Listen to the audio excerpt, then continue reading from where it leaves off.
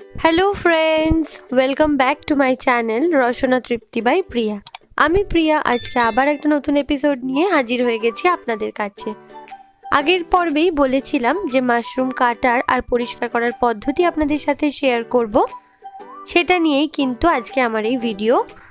আজকে আমি আপনাদেরকে দেখাবো কিভাবে মাশরুমটা আমি পরিষ্কার করে থাকি বা কেটে থাকি। এখানে আমি 2 প্যাকেট মাশরুম নিয়ে নিয়েছি, অর্থাৎ 200-400 গ্রাম মাশরুম রয়েছে। মাশরুমের প্যাকেটে দেখতে পাচ্ছেন প্যাকেটের গায়ে এরকম একটা ছিদ্র থাকে, এরকম দুপাশে দুটো ছিদ্র থাকে। এই ছিদ্রগুলো এই কারণেই প্যাকেটে করা থাকে যাতে মাশরুমটা অনেক দিন পর্যন্ত ফ্রেশ থাকে। এইভাবেই কিন্তু আমি এইটাকে রেফ্রিজারেটরে স্টোর করে রেখেছিলাম 2 দিন পর্যন্ত।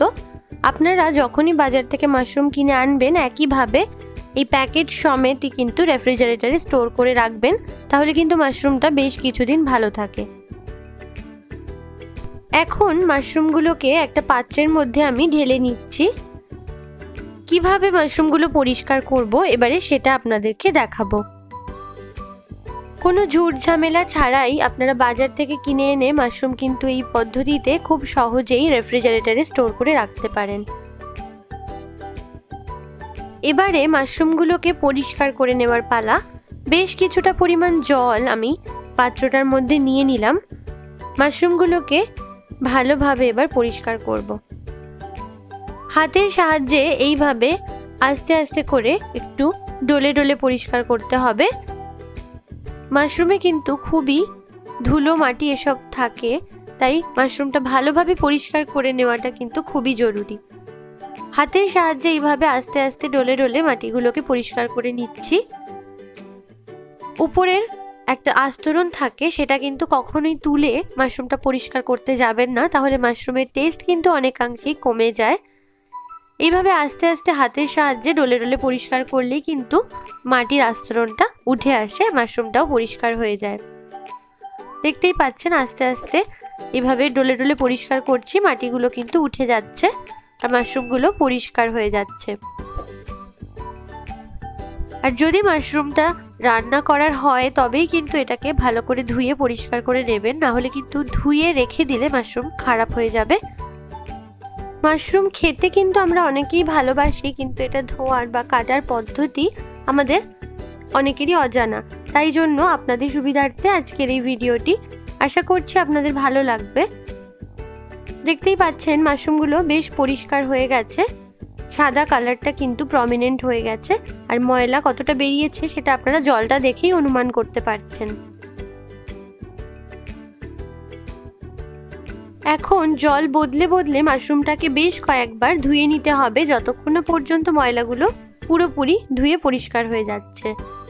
এইভাবে হাতের সাহায্যে একটু হালকা হালকা করে ধুয়ে আমি মাশরুমটাকে পরিষ্কার করে নিচ্ছি। এইভাবে করলে কিন্তু মাশরুমে একটুও ধুলো মাটি আর লেগে থাকে না।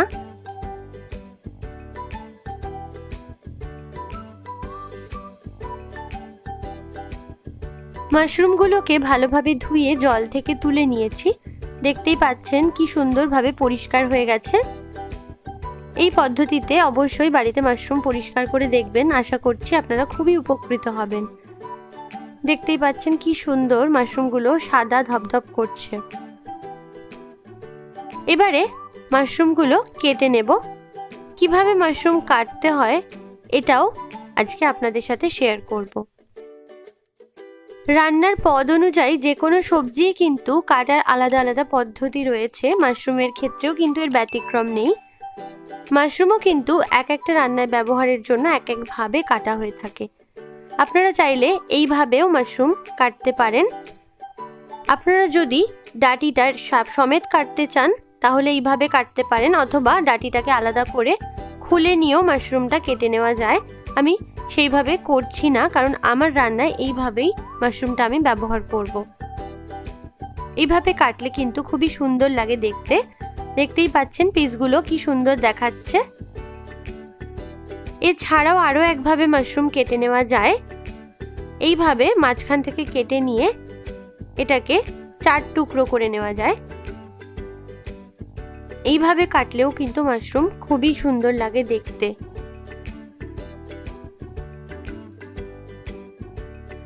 মাশরুম কাটা কিংবা পরিষ্কার করা কোনোটাই কিন্তু খুব একটা কঠিন কাজ নয়। তবুও আপনাদের সুবিধার্থে আমি কিভাবে এই কাজগুলো করে থাকি সেটা শেয়ার করার ইচ্ছা হলো আপনাদের সাথে। আশা করছি আমার আজকের ভিডিওটি আপনাদের ভালো লাগবে। যদি ভালো লাগে তাহলে অবশ্যই ভিডিওটিতে একটা লাইক করবেন আর প্রচুর প্রচুর শেয়ার করবেন। আর আমার চ্যানেলে নতুন হলে চ্যানেলটিকে সাবস্ক্রাইব করে পাশে থাকার অনুরোধ রইল। তাহলে আজকের মতো এখানেই শেষ করছি। সবাই ভালো থাকবেন, সুস্থ থাকবেন। ধন্যবাদ।